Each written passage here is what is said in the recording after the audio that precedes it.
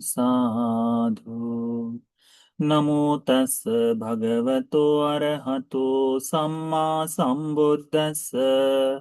नमो तस् भगवतो अरहतो सम्मा सम्बुद्धस्स। नमो तस् भगवतो अरहतो सम्मा सम्बुद्धस्स। साधु साधु साधु। पूजनीय कल्याण मित्र हमारे गुरु भंते जी, उनके चरणों में हमारा प्रणाम है। साधु साधु साधु। श्रद्धावान उपासक उपासिकागण, मज्जिम निकाय में अब तक हमारे 30 सूत्र समाप्त हो गए हैं। अभी 31वां सूत्र, अभी चौथा वर्ग आरंभ हो रहा है। इस वर्ग का नाम है महायमक वर्ग। ठीक है, महायमक वर्ग का प्रथम सूत्र है चूल गोसिंग सूत्र, जिस पर आज हम लोग अभ्यास करेंगे। ठीक है, बड़ा ही सुंदर यह धर्म का उपदेश है। इस सूत्र में हमको भगवान बुद्ध जी के भिक्षुओं की जो समग्गी है, समग्गी यानी एकाग्रता जो है, या फिर इतने भिक्षु लोग इकट्ठा रहे तो उन्होंने कैसे आपस में रहना चाहिए, और उत्तरीतर धर्म निर्वाण नामक धर्म को कैसे बोध कर कर सुखपूर्वक जीवन जीना चाहिए, इसके बारे में यह उपदेशित सूत्र है। ठीक है, सूत्र का नाम है चूल गोसिंग सूत्र। एवं में सुतम, ऐसा मैंने सुना है। एकं समयं भगवा नातिके विहरति गिज्झा गिज्झ का वसते।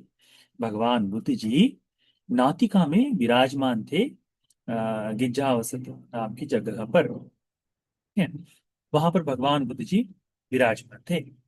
ऐसे समय में, समय तेन खोपन समयेन आयस्माच अनुरुद्धो, आयस्माच नंदियो, आयस्माच किमिलो गोसिंग सालवनदाये विहरन्ति।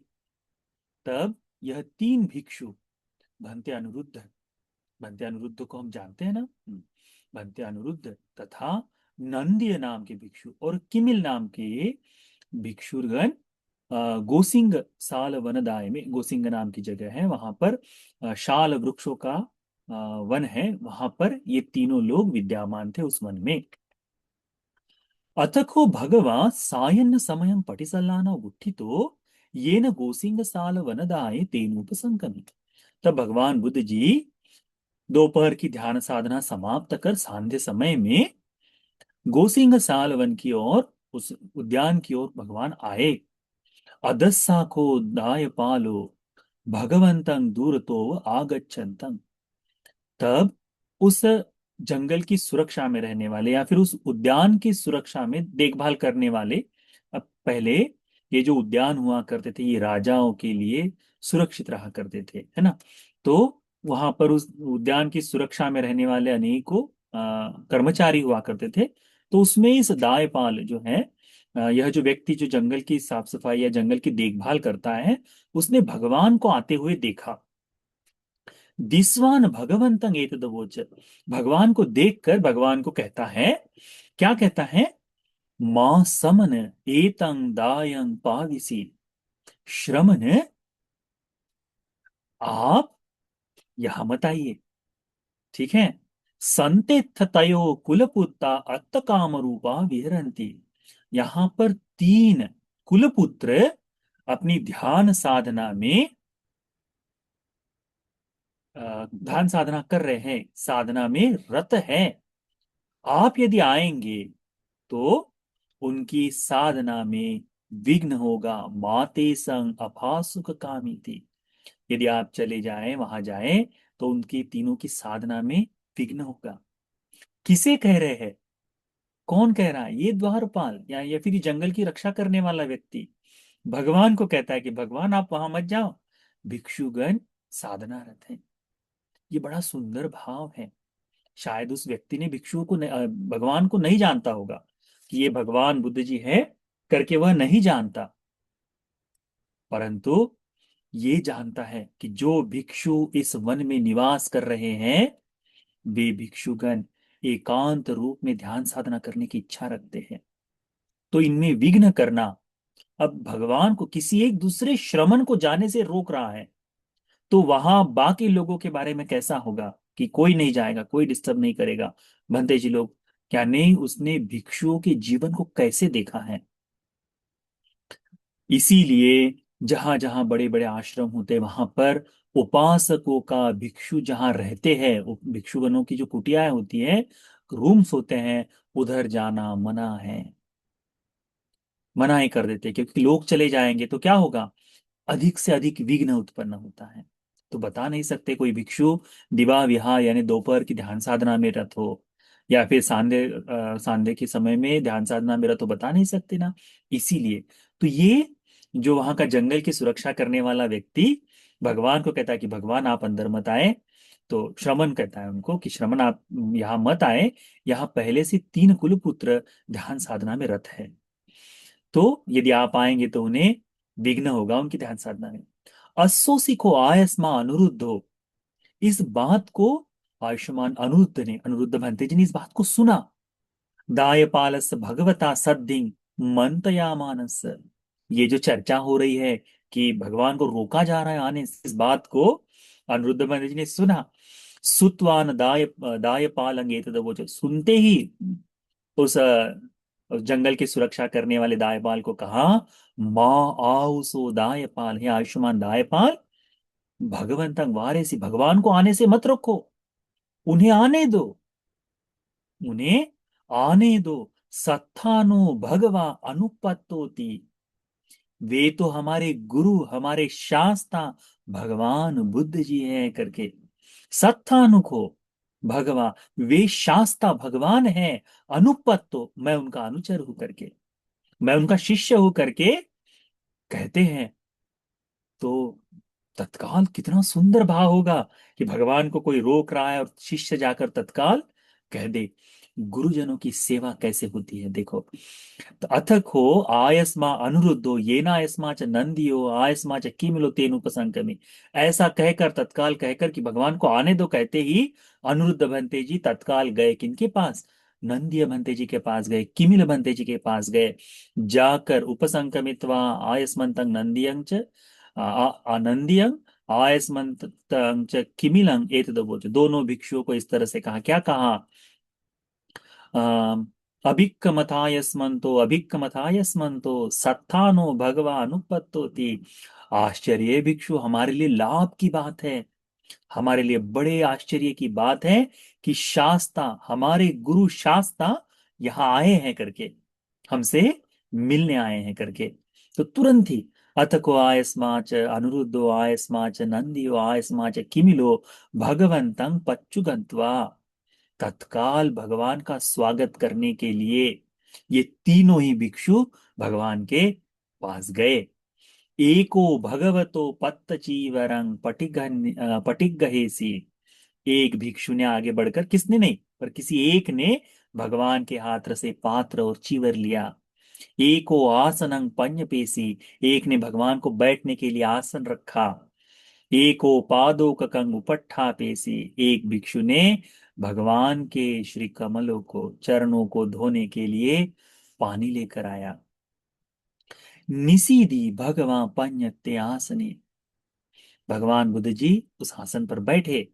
निसज्ज को भगवा पादे पक्खा लेसी, भिक्षु ने भगवान के पैरों को पानी से, जल से धो दिया। ते को आयस्मंतो भगवंतं अभिवादित्वा एकमंतं निसीदिन्सु, तब जाकर इन भिक्षुओं ने भगवान बुद्ध जी को नमन किया और एक और बैठ गया। ये पूरा दृष्टांत कल्पना करके देखो कितना सुंदर होगा, पूरा कल्पना करके देखो कितना सुंदर होगा कि भगवान आ रहे हैं, उनको रोका जा रहा है और फिर तत्काल कह रहे हैं, और ये तीनों भिक्षु बिल्कुल हर्षित होकर कि हमारे गुरु आए हैं, शास्ता आए हैं करके, एक जन पात्र चीवर ले रहा है, एक जन बैठने के लिए आसन, एक जन पैरों के लिए पानी, फिर आने के बाद पैर धोकर दे रहे हैं। और पैर धोकर भगवान को तीनों लोग नमन करते हैं और तीनों जन एक और बैठ जाते हैं। जब एक और बैठ गए हैं तब जाकर एकमंतं निसिन्नं को आयस्मंतं अनुरुद्धं भगवा एतदवोच। तब भगवान बुद्ध जी ये अनिरुद्ध भंते जी को इस तरह से प्रश्न पूछते हैं। अब ये तीनों में से किसी एक से भगवान प्रश्न पूछ रहे हैं। कच्ची वो अनिरुद्धा खमनीयं कच्ची आपनीयं। अनिरुद्ध, यहां तुम ठीक तो हो, सुरक्षित तो हो? तुम्हारा जीवन कैसे चल रहा है? हम्म, तुम्हारा आरोग्य स्वास्थ्य दोनों ठीक तो है? कच्ची पिंड के न न किलमथाती। खान पान में, पिंड पात में, भोजन आदि में कोई कमी तो नहीं महसूस हो रही? अनिरुद्ध भंते जी कहते ये गुरु है। ये ये देखो ना, ये गुरुजन है। हम देखते हैं अक्सर ऐसी ही बात, ये जो पूछा जा रहा है, ऐसी ही बात जब कोई पुत्र घर के बाहर रहना शुरू कर दे, ठीक है, लंबे समय से, या फिर कहीं किसी की बेटी अपने घर में वापस आ जाए, तो माँ या पिता यही पूछते हैं, यही पूछते हैं ना कि बेटी तुम ठीक तो हो, कोई दिक्कत तो नहीं हो रही है? ये गुरु है। परंतु पुत्रवत्स ने शास्ता है ना, शास्ता का इसी तरह से प्रश्न पूछा जाता है। ये गुरु शिष्य का जो रिश्ता है, ये बड़ा अद्भुत होता है। ये गुरु शिष्य का रिश्ता जो होता है, ये परमार्थ के लिए होता है। गुरु का मिलना बड़ा दुर्लभ है, बड़ा दुर्लभ है। हमारे शास्त्रा सम्यक समृद्ध बनने के बाद पहला विचार उनके मन में आता है यह, कि इस लोक में गुरु के बगैर रहना, यानी जिस जिस घर में छत ना हो उसकी तरह है। गुरु बगैर रहना यह अच्छा नहीं है, तो मुझे गुरु चाहिए। परंतु तथागत की गुरु कौन है? तथागत ने बोध किया हुआ धर्म ही तथागत की गुरु है। इन तीनों भिक्षुओं को गुरु उस समय थे, शास्ता थे। इसीलिए शास्ता पूछते हैं कि हे अनिरुद्ध, तुम ठीक तो हो? खान पान तो ठीक से हो रहा है? पिंडपात आदि में कोई दिक्कत तो नहीं हो रही? इस तरह से। तो अनिरुद्ध भंते जी उत्तर देते हैं, खमनीयं भगवा यापनीयं भगवा। भगवान, हम कुशल हैं, सब कुछ ठीक है। न च मयं भंते पिंड के न किलमा किलमामाति। भगवान, भोजन आदि में भी, पिंडपात में भी किसी तरह की कोई बाधा नहीं है करके हैं। फिर भगवान पूछते हैं ये प्रश्न, अब कैसा, ये थोड़ा सा आगे चलने वाला। किच्चिपनवो अनिरुद्धा समग्गा सम्मोदमाना अविवदमाना क्षीरोदकी भूता अन्यमन्यं पियचक्षु ही संपसंथा विहरथाति।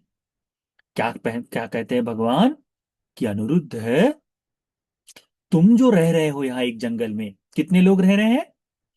3 लोग इस जगह पर विराजमान हो। 3 लोग।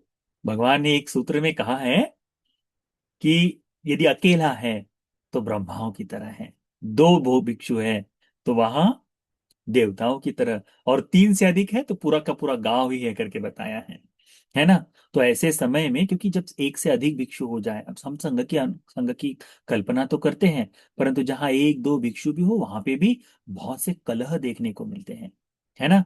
तो भगवान ने यही पूछा कि भिक्षु, क्या तुम लोग, ये जो 3 लोग हो, ये तुम लोग ठीक ठाक तो रह रहे हो? तो कैसे? समग्गा, समकी से, सम्मोदना, एक दूसरे के साथ में मिलकर, मिलजुल कर, अविवदमाना, वाद विवाद से परे होकर। अनेकों बार नोकझोंक हो जाती है ना भिक्षुओं में, है ना? तो क्या अविवदमाना, कि किसी भी तरह का कोई वाद विवाद तुम में परस्पर मतभेद ना हो।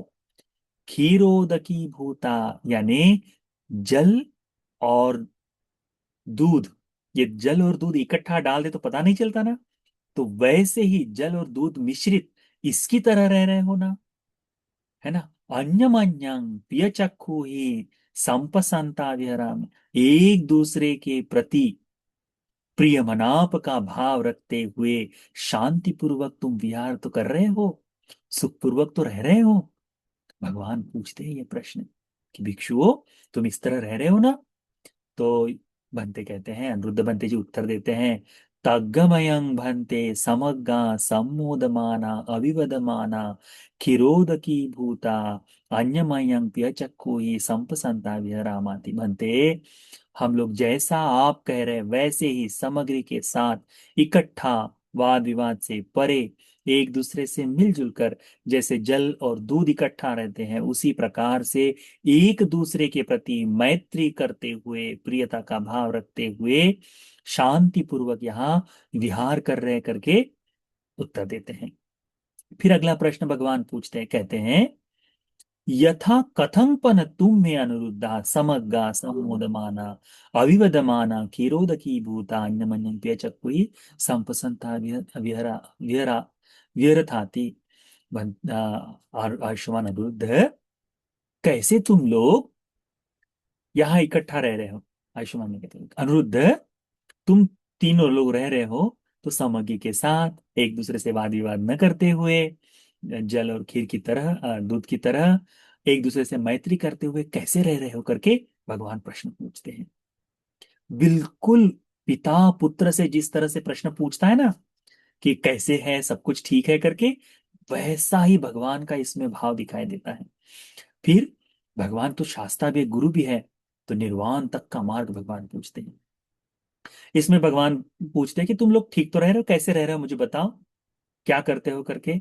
तो फिर अनिरुद्ध भंते जी बड़ा सुंदर चित्रण वहां बताते हैं भगवान को कि कैसे हम तीनों लोग इकट्ठा रहते हैं। कहते हैं इदम अय्यंग भंते एवं होती भंते, हम इस तरह से यहां रहते हैं कैसे, लाभावत में। भगवान मैं ऐसा मानता हूं, लाभ है मेरे लिए, सुलद्धंग वत में, ये मुझे मिला हुआ सुंदर ऐसा भाव है। ठीक है, लाभ हुआ है मुझे तो, बहुत बढ़िया हुआ है। योहं एव रूपे ही सह ब्रह्मचारी ही साधिं विहरामाति, मुझे इस तरह के सह ब्रह्मचारियों के साथ, धर्म का आचरण करने वाले भिक्षुओं के साथ रहने का मौका मिल रहा है, ये मेरे लिए लाभ की बात है करके, ये मुझे मिला हुआ विशिष्ट भाव है करके भगवान को बताते हैं। और फिर उसके आगे कहते हैं तस्मयं भंते इमेषु आयस्मन्तेषु, तब भंते मैं इन दूसरे आयुष्मान दूसरे भिक्षुओं के समग्र मेत्तं कायकम्मं पच्चुपटितं आवीचेव रहोच। तब मैं इन भिक्षुओं के प्रति कैसे, क्योंकि इन भिक्षुओं के साथ रहना मुझे लाभ का कारण है, ये मुझ मेरे लिए लाभ की बात हुई है ना, लाभावत में सुलद्धंगवत में, ये तो मेरा भाग्य ही है करके कहते हैं। तो मैं इनके साथ मैत्रीपूर्ण रहता हूं, पर कैसे, तो फिर इस तरह से मेत्तं कायकम्मेन पच्चुपटितं, इन भिक्षुओं के प्रति निरंतरता से मैत्रीपूर्ण काय कर्म से, मैत्रीपूर्ण काय कर्म से मैं रहने का रहता हूँ। मेत्तं वचिकम्मं पच्चुपटितं आविचेवर होच, मैं इनके प्रति वची कर्म से, मैत्रीपूर्ण वची कर्म से इनके प्रति भाव रखते हुए क्रियाओं करता हूं। मित्तं मनोकम्मं पच्चुपटितं आविचेवर होच, मैं इन भिक्षुओं के प्रति, मेरे सह ब्रह्मचारियों के प्रति मैत्रीपूर्व मनोकर्म से स्थिर होकर निवास करता करके, तीनों तरह से मैत्रीपूर्ण कायकम, मैत्रीपूर्ण वचीकम और मैत्रीपूर्ण मनोकर्म से। अब कैसे ये मैत्रीपूर्ण कर्म हो जाता है, इसको ध्यान में रखो। इसमें तो भक्ति जी ने बताया, परंतु अभी वर्तमान में रहते समय काय कर्म से, काय कर्म कैसा, अनेकों बार लोग अपने क्रोध को अपने शरीर से दर्शाते हैं, विघ्न उत्पन्न कराते हैं, बाधा उत्पन्न कराने के लिए शरीर से कुछ ना कुछ करते हैं कि कहीं ना कहीं उलझन पैदा हो जाए। ऐसा होता है ना कि कहीं कुछ लग रहा है तो उसको तकलीफ हो, इस आशय से आ, तो शरीर से वो मैत्री नहीं होती। कहने के लिए तो आपस में बड़ी सुंदर मैत्री है, परंतु शरीर से वो मैत्री नहीं।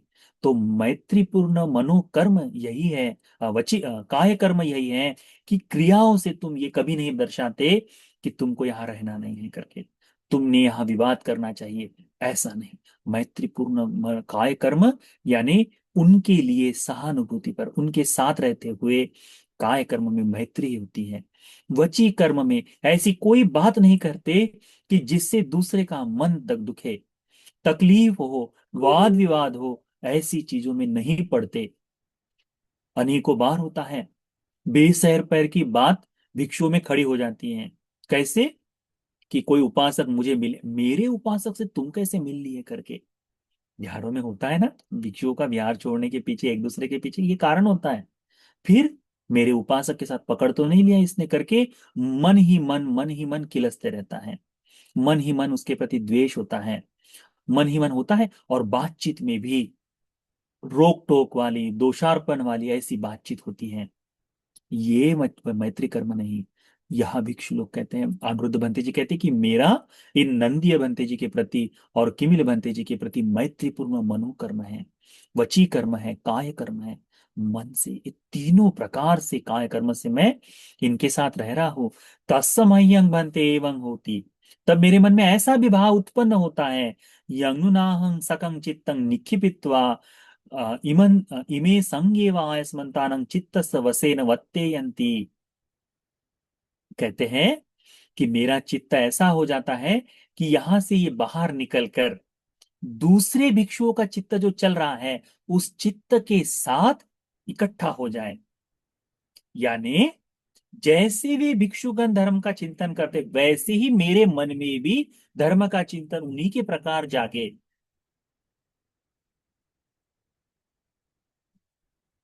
फिर उसके आगे कहते हैं,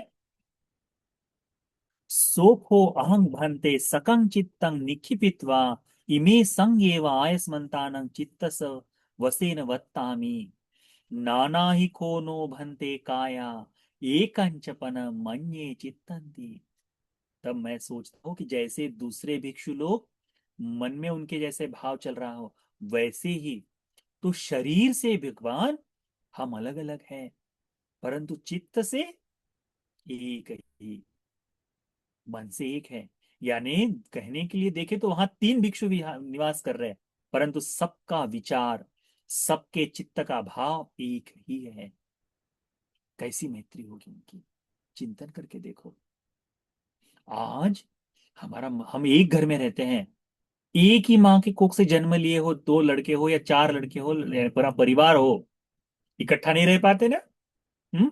एक दूसरे में कम ज्यादा, मम्मी तुमको ज्यादा प्यार करती है, मुझे कम करती है। हाँ, तुमको ये खाने के लिए दिया, हाँ सब कुछ तुम पर लुटा रहे, ऐसा चलता है कि नहीं।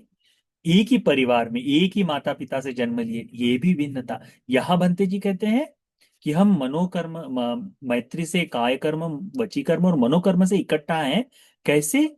कि हम शरीर से भिन्न भिन्न हो, परंतु हमारा मन एक दूसरे से धर्म के प्रति कैसे लगा रहे, इस तरह से हम यह जीवन जीते हैं। कह रहे मैं मेरे चित्त को उन भिक्षुओं के चित्त से जोड़कर देखता हूं, तो एक दूसरों की पूरकता जो है ना, कि यहाँ कम हो रहा है तो वहां जोड़ दे, ये कम हो रहा है तो वहां जोड़ दे। इस तरह से सबका चित्त जो है जानते हुए हम दूसरों के विचारों को मान रखते हुए काम करते हैं। कैसे?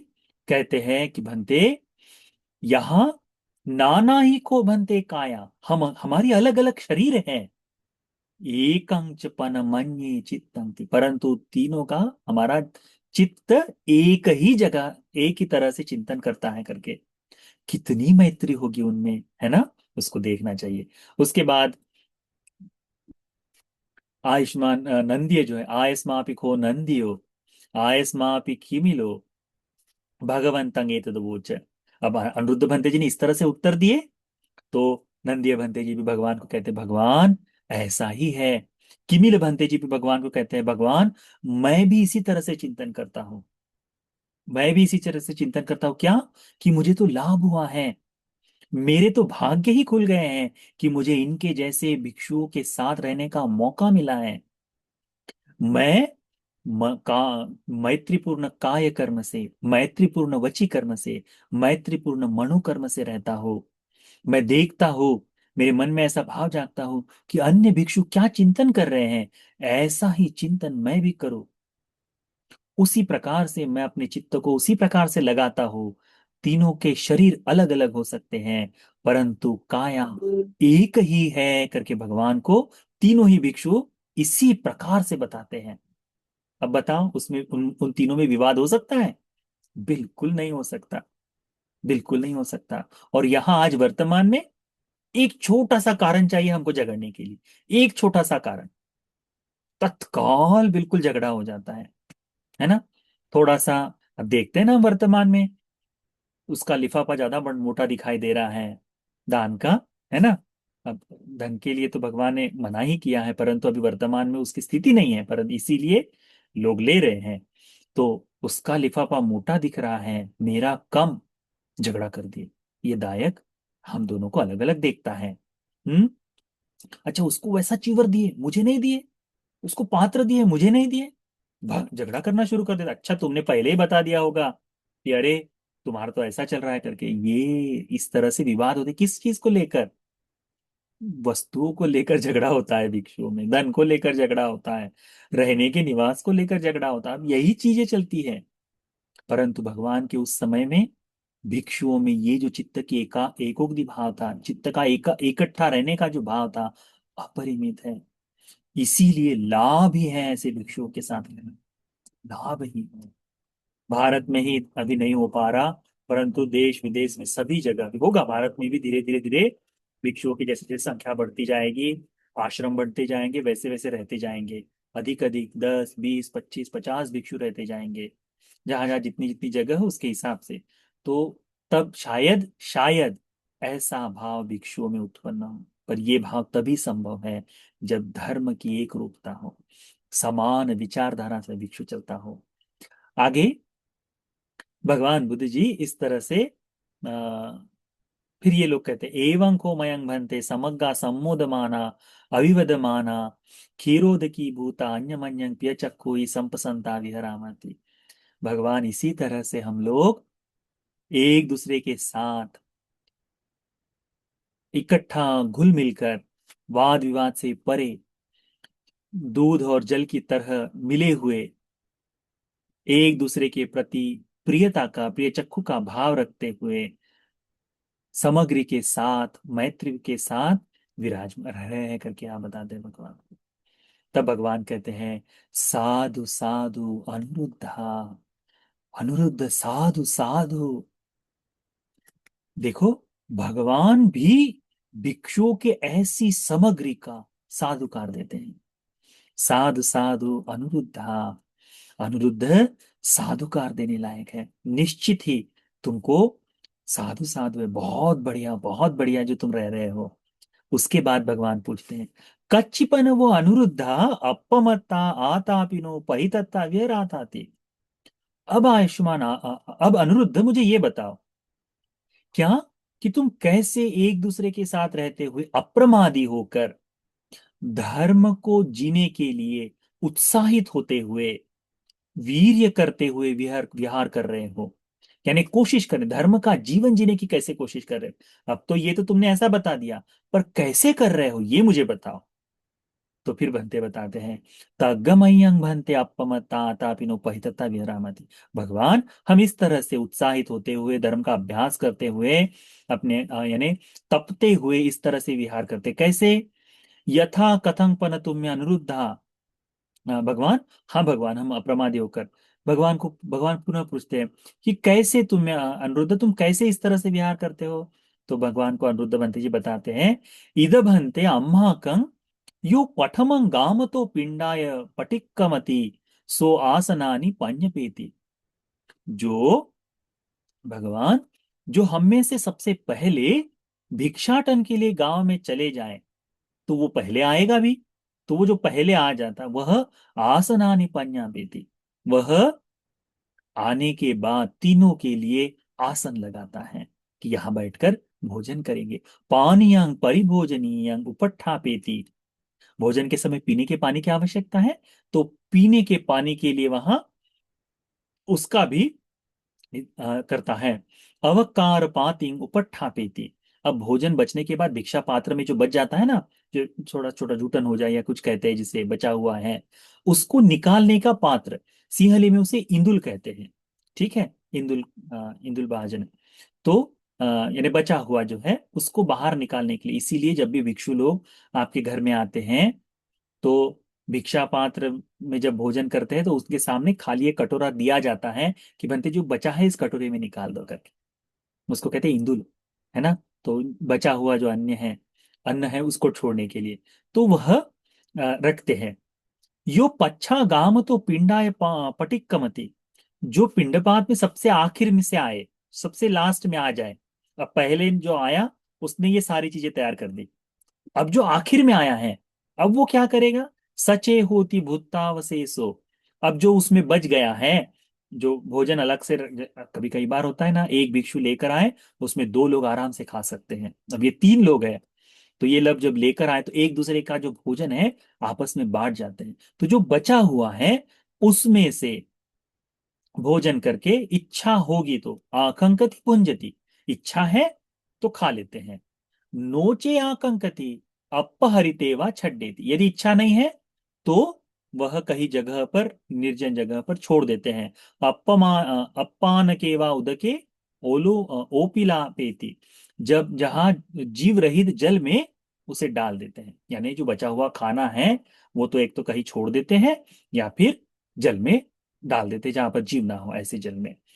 यो सो आसनानि पटिसामीति, अब जो अंतिम में आया है उसके बारे में है ये। जो पहले गया था और पहले आया उसने क्या किया है?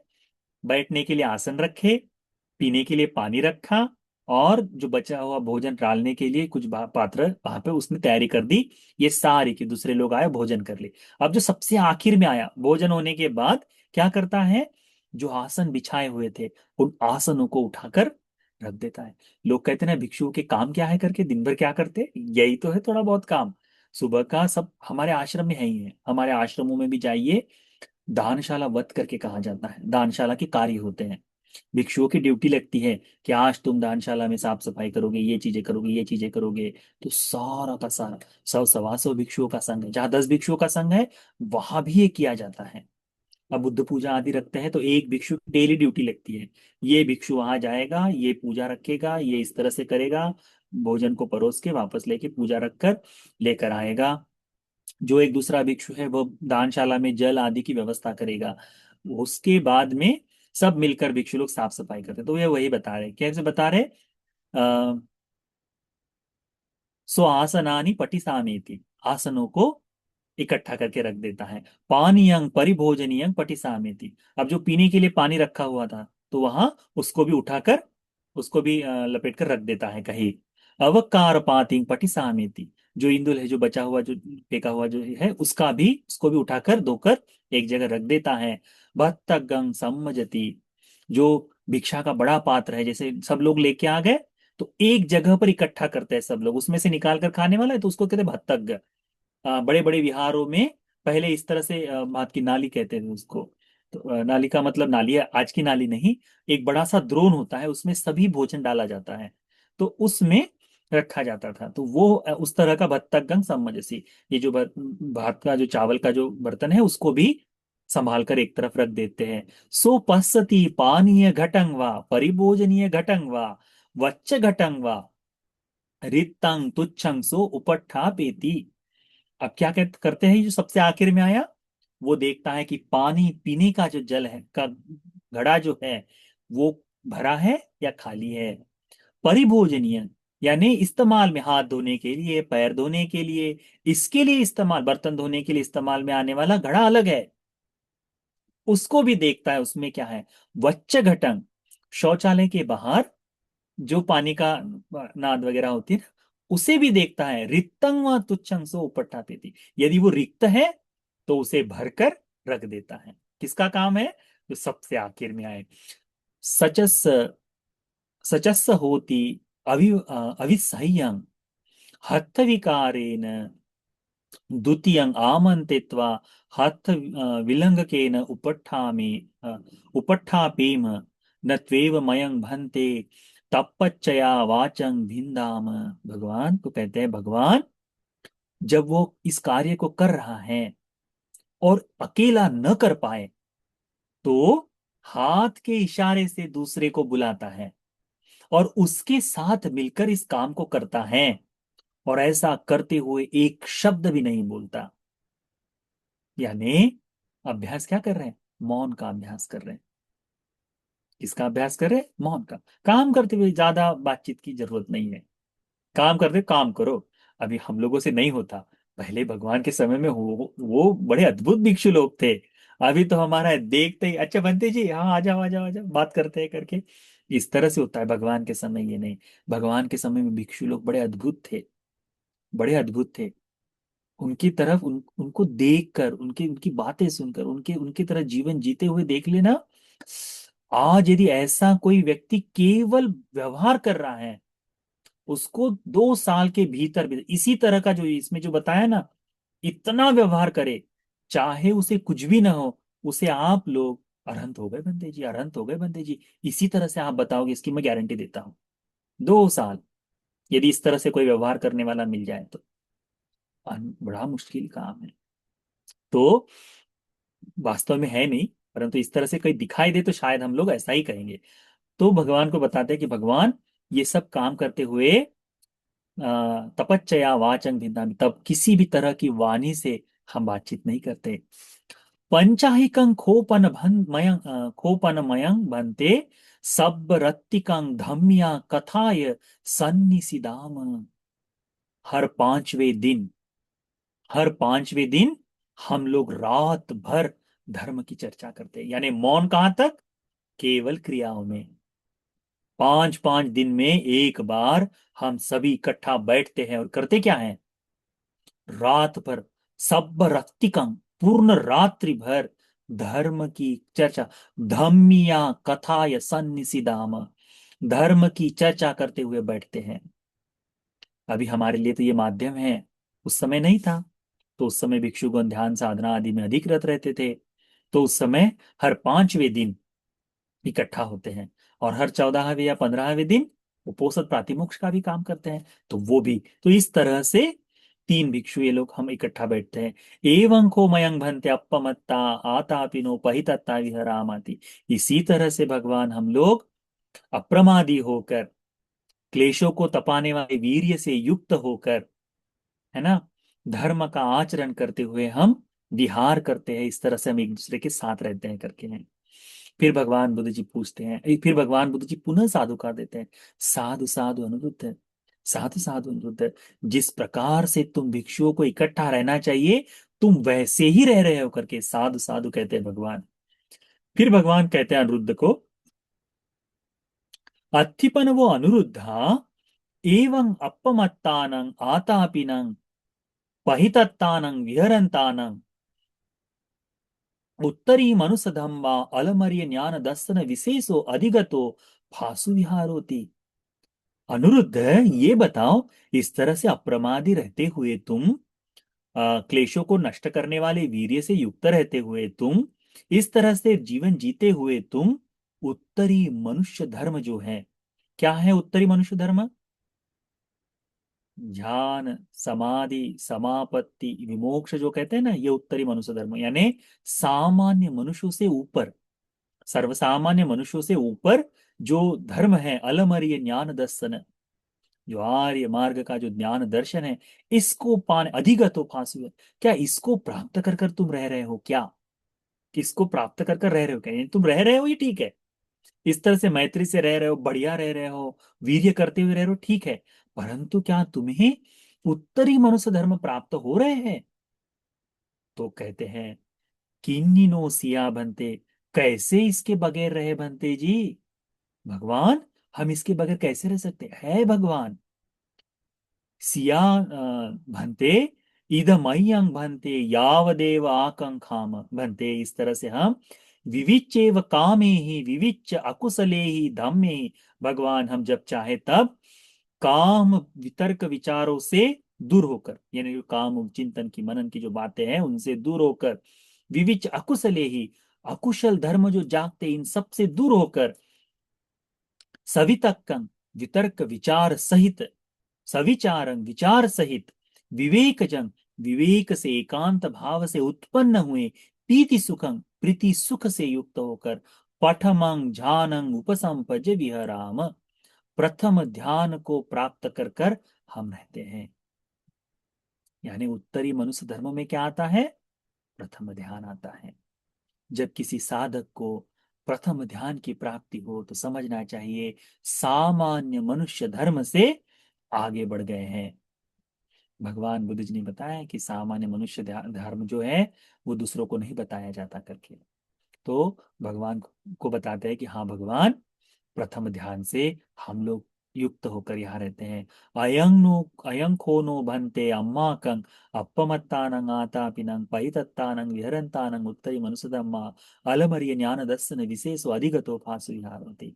बनते इस तरह से हम, या फिर बनते मैं इस तरह से अप्रमादी होकर, आ, क्लेशों को तपाने वाले वीर्य से युक्त होकर धर्म का जीवन जीते हुए उत्तरी मनुष्य धर्म को प्राप्त कर कर आर्य दर्शन की प्राप्ति के लिए चलते हुए मैं विहार कर रहा हूँ, उसको स्पर्श करते हुए उसके सुख में रह रहा हूँ करके भगवान को उत्तर देते हैं।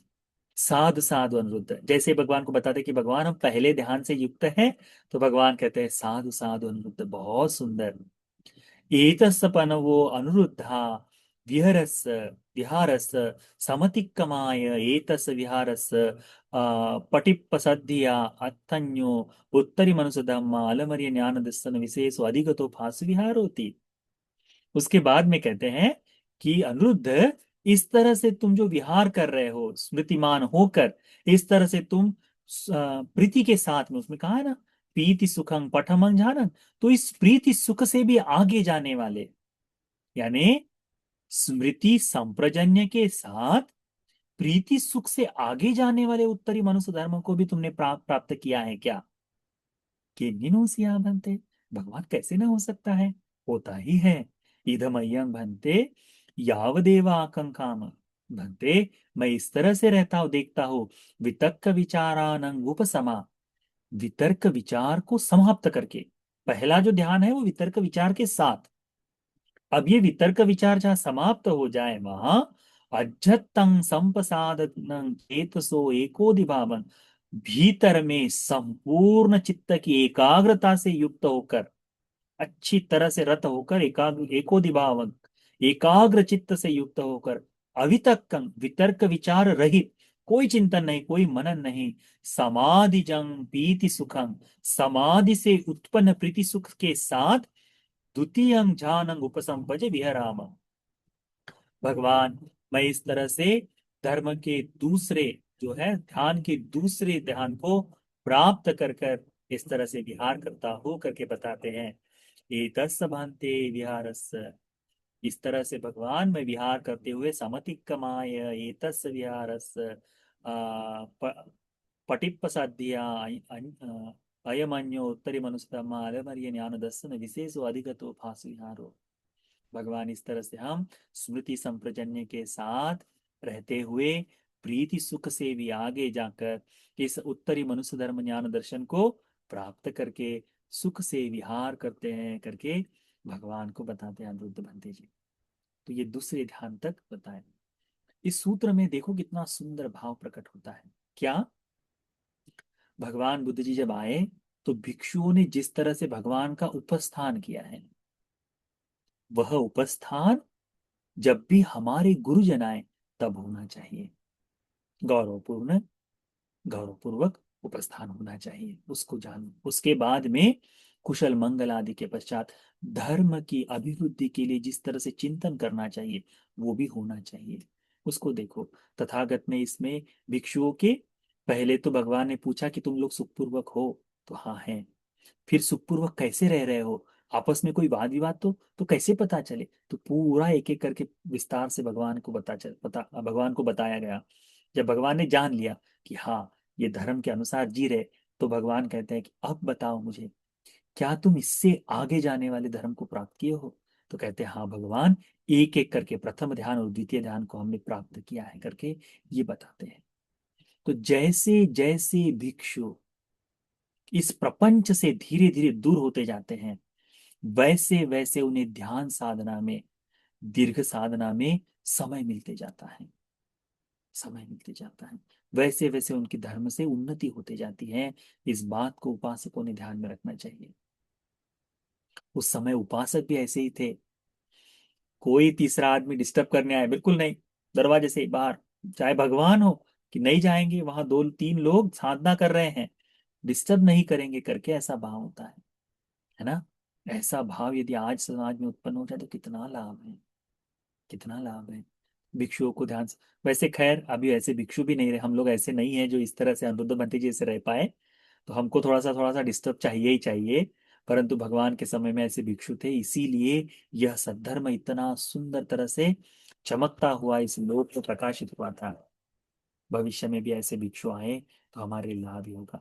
तो यह चूल गोसिंग सूत्र जो है, इसका प्रथम भाग हम सभी को तथागत के श्रावक संग रत्न के प्रति श्रद्धा को जगाने के लिए, धर्म साधना के धर्म साधना के प्रति, धर्म के अभ्यास के प्रति श्रद्धा को जगाने के लिए, श्रद्धा को जगाकर भगवान के बताए इस परिशुद्ध धर्म को सीखते समझते हुए चार आर्य सत्य को बोध करने के लिए ये धर्म का उपदेश उपकारी हो जाए। साधु साधु साधु।